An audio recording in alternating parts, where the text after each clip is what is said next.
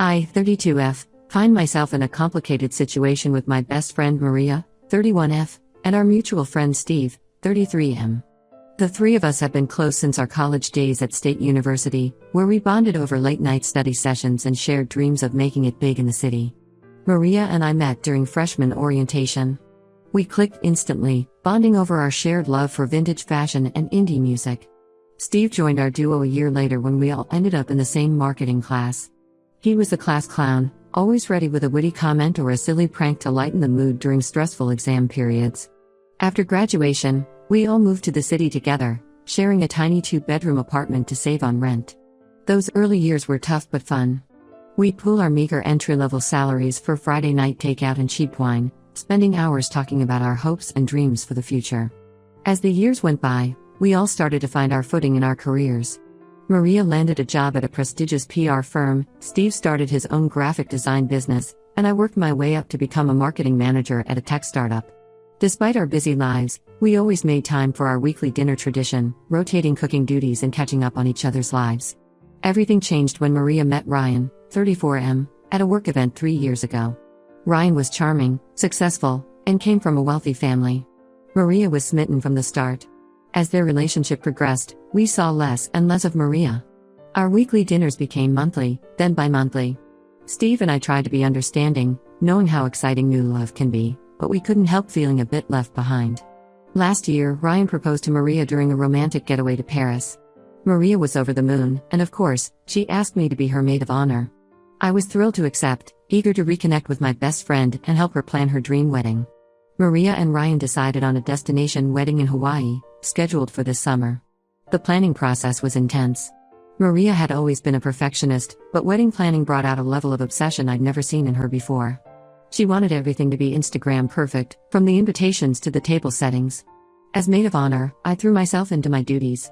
I organized a beautiful bridal shower at Maria's favorite rooftop bar, complete with custom cocktails and a photo booth. For her bachelorette party, I arranged a weekend spa getaway for our closest girlfriends. It was expensive, but I wanted Maria to have the best experience possible. About 3 months before the wedding, Maria approached Steve and me with a request. She wanted us to create personalized gift bags for each guest, filled with local Hawaiian treats and handmade items. She envisioned these as a way to welcome guests to the island and thank them for making the trip.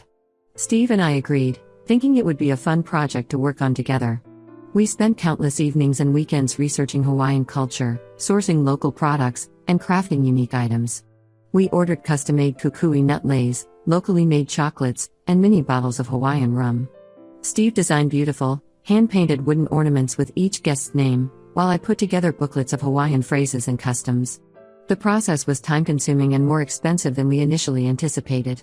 We had to order supplies in bulk, deal with shipping delays, and redo several items that didn't meet Maria's exacting standards. By the time we finished, Steve and I had spent around $2,000 on materials alone, not counting the hours of labor we put in. A month before the wedding, Maria called me, bubbling with excitement. Her parents, who had initially offered to pay for just the venue, had decided to cover the entire cost of the wedding as a gift.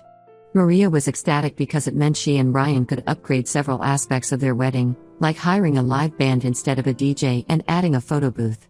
I was genuinely happy for Maria, but I also saw an opportunity.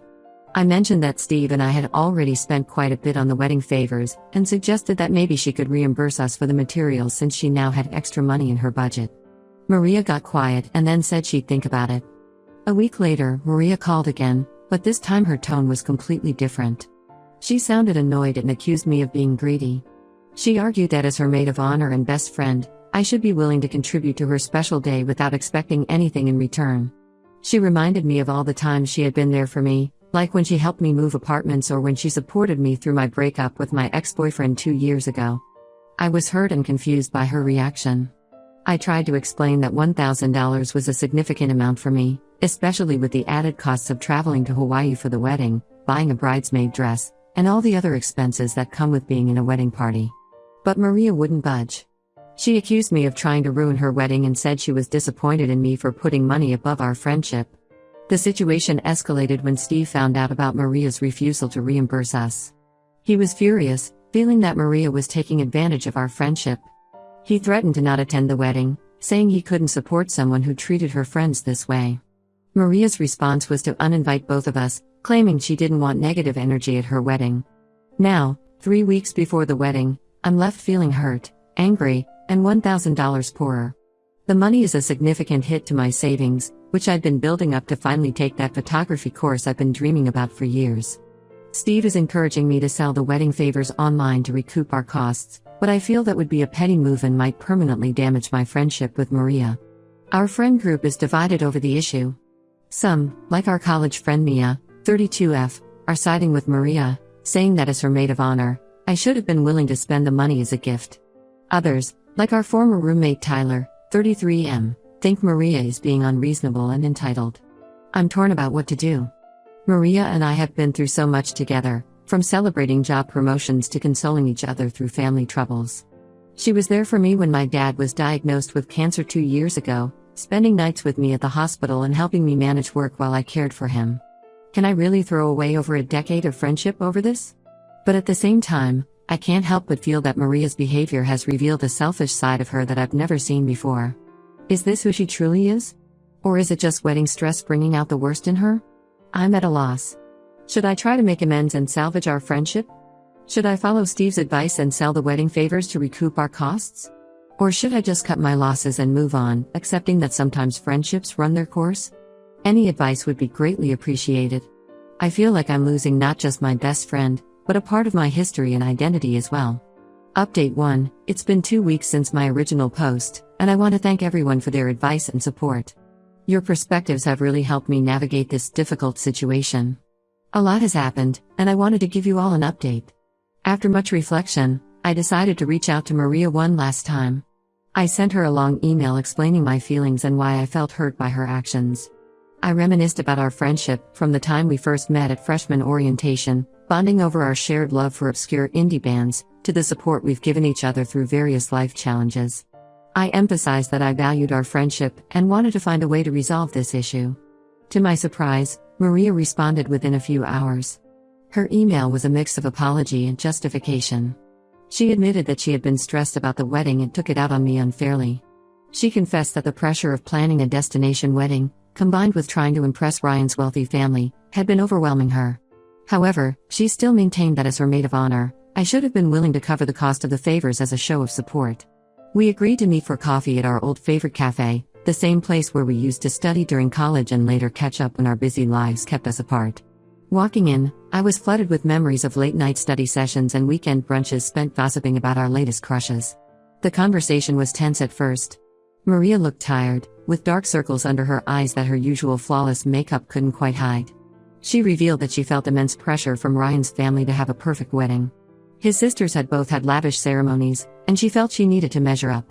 This pressure had led her to upgrade various aspects of the wedding when her parents offered to cover the full cost. She also confessed that she was embarrassed to ask her parents for more money to cover the favors. Apparently, Ryan's mother had made some comments about Maria's family not being as well off as theirs, and Maria was sensitive about appearing cheap or unable to handle the expenses of marrying into their family. I listened to Maria's explanations, trying to understand her perspective. I could see how the stress and pressure had affected her, but I also felt that it didn't entirely excuse her behavior. I explained that while I understood her situation, $1,000 was a significant amount for me. I told her about the photography course I had been saving up for, and how this unexpected expense had set back my plans. We went back and forth for a while, rehashing old memories and discussing how our friendship had changed since Maria started dating Ryan. There were tears on both sides as we confronted some hard truths about how we had drifted apart. Eventually, we reached a compromise. Maria agreed to reimburse me for half of the cost of the favors, $500, and reinstate my invitation to the wedding. She explained that she couldn't invite Steve back because she felt his threat to not attend was too hurtful, and she worried his presence might create tension with Ryan, who had taken offense at Steve's reaction. I accepted this compromise with mixed feelings. On one hand, I was relieved to have some of the financial burden lifted and to be included in the wedding again. Maria had been such a big part of my life for so long, and the thought of missing her wedding had been painful. On the other hand, I felt guilty about Steve still being excluded, and I worried about how this would affect my friendship with him. When I told Steve about the outcome of my meeting with Maria, he was surprisingly understanding. He encouraged me to attend the wedding and maintain my friendship with Maria, saying he didn't want to come between us. However, he made it clear that he no longer wanted to be friends with Maria, feeling that her actions had shown her true colors. This put me in an awkward position, feeling caught between my two closest friends. Steve and I had grown closer through this whole ordeal, and I valued his friendship immensely. The thought of having to navigate separate friendships with Maria and Steve in the future was daunting. As for the wedding favors, Maria asked if we could still use them for the wedding. I agreed, but I decided to keep the extra special ones that Steve and I had made as a memento of our friendship and the work we put into them. Looking at the hand-painted wooden ornaments Steve had crafted, each one unique and beautiful, I felt a pang of sadness that he wouldn't be there to see guests appreciate his work. The wedding is now just a week away, and I'm feeling a mix of emotions as I prepare to fly to Hawaii. I'm trying to focus on being there for Maria on her big day, but I can't help feeling like our friendship has fundamentally changed. The easy comfort and trust we once shared seems to have been replaced by a fragile truce. I'm also apprehensive about how I'll fit in with the other bridesmaids, knowing that they're aware of the drama that's unfolded. Will they welcome me back into the fold, or will I feel like an outsider? As I pack my bags for Hawaii, I find myself reflecting on how much has changed since Maria and I first met. We're not the same carefree college girls who dreamed of taking on the world together. We've grown up, our lives have taken different paths, and maybe this whole wedding drama is just a symptom of how much we've grown apart. I'll update again after the wedding to let you know how it all turns out. Thank you again for all your support and advice. It's been incredibly helpful to have this community to turn to during such a confusing and emotional time. Update 2, I'm back from Hawaii, and wow, what a roller coaster of emotions this trip has been. The wedding itself was beautiful, but the events surrounding it have left me with a lot to process. I arrived in Hawaii 2 days before the wedding, the humid air hitting me as soon as I stepped off the plane.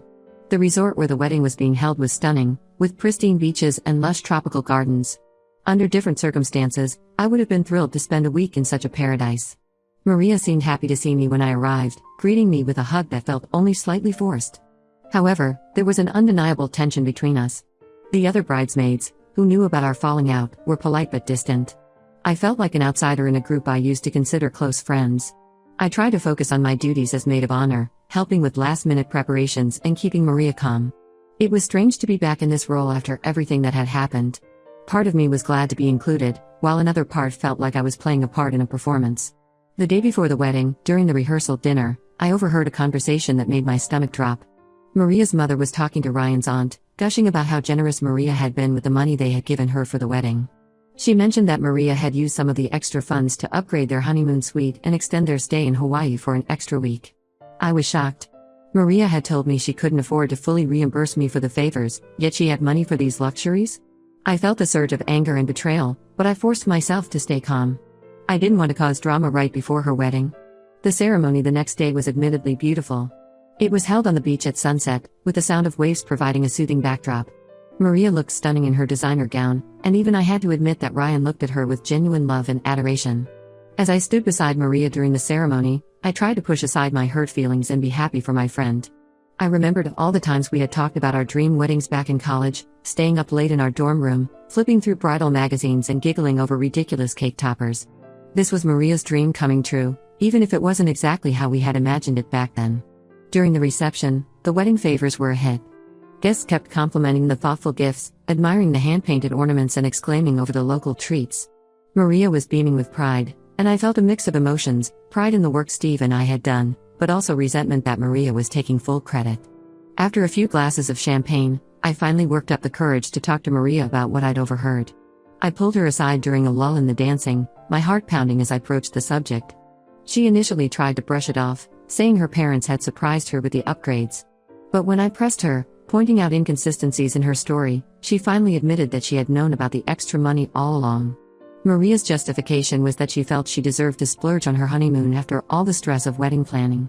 She argued that $500 was a fair compromise for the favors and that I was being petty for bringing it up during her wedding. Her words stung, especially when she implied that I was jealous of her happiness.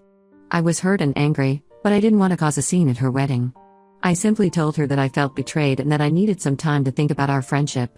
For the rest of the night, I put on a brave face for the other guests, dancing and socializing as if nothing was wrong. But inside, I was a mess of conflicting emotions. The next day, as everyone was checking out of the hotel, Maria approached me in the lobby. She tried to smooth things over, inviting me to stay a few extra days with her and Ryan, saying we could have some girl time to repair our friendship. I declined, telling her I needed space to process everything. On the flight home, I couldn't stop thinking about how much had changed. The Maria I knew in college would never have lied to me or prioritized luxury over friendship. Had she always been this way and I just hadn't seen it? Or had her relationship with Ryan and the pressure from his family changed her? Once I was back home, I met up with Steve and told him everything that had happened. He was supportive and angry on my behalf, validating my feelings of betrayal.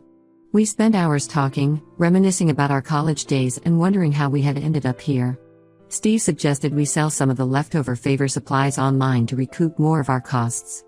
At first, I was hesitant, feeling like it would be a final nail in the coffin of my friendship with Maria. But the more I thought about it, the more I realized that I needed to start prioritizing myself and my own financial well-being. I'm now avoiding Maria's calls and messages. I know I'll have to face her eventually, but right now, I need time to sort through my feelings. Every time my phone buzzes with a notification from her, I feel a mix of anger, sadness, and nostalgia. I'm at a crossroads with Maria. Part of me wants to forgive her and move past this, clinging to the memory of our long friendship and all the good times we've shared. But another part feels like this incident has revealed a fundamental selfishness in her character that I'm not sure I can overlook. As I sit in my apartment, surrounded by the few wedding favors I kept as mementos, I can't help but feel a sense of loss. Not just for the money spent, but for the friendship I thought I had. The future I once envisioned, with Maria and I growing old together, being godmothers to each other's children, suddenly seems like a naive fantasy. I'll update one more time once I've had more time to reflect and decide how to move forward. Thank you all for your continued support and advice. It means more than you know to have a place to share these feelings and get unbiased perspectives. Update 3. It's been a month since my last update, and I've finally come to a decision about my friendship with Maria. But before I get to that, let me fill you in on what's happened since I returned from Hawaii. In the weeks following the wedding, Maria continued to reach out to me. Her messages ranged from angry accusations that I had ruined her special day by confronting her about the money, to tearful apologies and pleas to talk things out. The emotional whiplash was exhausting, and I found myself dreading every notification from her. During this time, I leaned heavily on Steve for support. We ended up following through with his suggestion to sell the leftover favor supplies online. It was a bittersweet process, packaging up the items we had put so much time and effort into. But it also felt cathartic, like I was finally taking control of the situation. We managed to recoup about $300 more, which helped ease the financial strain a bit. This process brought Steve and I closer. We spent evenings sorting through supplies, reminiscing about our college days, and talking about our hopes for the future. I found myself looking forward to these sessions, appreciating Steve's steady presence and unwavering support throughout this ordeal. About 2 weeks ago, Maria showed up at my apartment unannounced. I was shocked to see her standing there, still tan from her extended Hawaiian honeymoon. She was emotional, with mascara-stained cheeks, insisting we needed to talk. Against my better judgment, I let her in. What followed was an intense conversation that lasted for hours. We sat on my couch, the same one where we used to have movie marathons and heart-to-hearts, now feeling like a stranger's furniture. Maria admitted that she had been selfish and dishonest about the money. She explained that she had felt immense pressure to have a perfect wedding, not just for herself but to impress Ryan's family. She confessed that she had gotten caught up in the excitement of being able to afford more luxuries and lost sight of what really mattered. As Maria talked, I found myself remembering all the times she had been there for me in the past. The night she stayed up with me when my grandmother passed away, the way she had championed me for a promotion at work last year, the inside jokes and shared experiences that had defined our friendship for so long. But I also couldn't shake the feeling of betrayal. I told Maria how deeply her actions had hurt me, how they had made me question the foundation of our entire friendship. Was this the first time she had been dishonest with me, or just the first time I'd caught her? We talked about how our friendship had changed since she started dating Ryan, how we had gradually grown apart without realizing it. Maria admitted that she had been so focused on her relationship and fitting in with Ryan's social circle that she had neglected our friendship. After hours of talking, crying, and soul-searching, I've come to a decision. While I forgive Maria for her actions, I can no longer maintain the close friendship we once had. The trust between us has been too severely damaged, and I realize now that we've grown into different people with different values. I told Maria that I wish her well in her marriage and her life, but that I need to step back from our friendship. It wasn't an easy conversation, and there were more tears on both sides. Maria was upset by my decision but said she understood. We've agreed to be cordial if we run into each other through mutual friends, but we won't be actively maintaining a friendship. As for Steve, our friendship has grown stronger through this experience. We've been spending more time together, and I'm grateful for his unwavering support. There might even be potential for something more than friendship developing between us, but we're taking things slow, both aware of the delicate nature of transitioning from friends to potentially something more. This whole experience has taught me valuable lessons about setting boundaries, the importance of honesty in friendships, and standing up for myself. While it's sad to lose a longtime friend, I feel like I've gained a clearer understanding of what I want and deserve in my relationships. I've also decided to use some of the money we recouped from selling the supplies to finally sign up for that photography course I've been dreaming about. It feels good to be investing in myself and my passions. While this chapter of my life is closing, I'm looking forward to what the future holds, with new wisdom and stronger boundaries to guide me.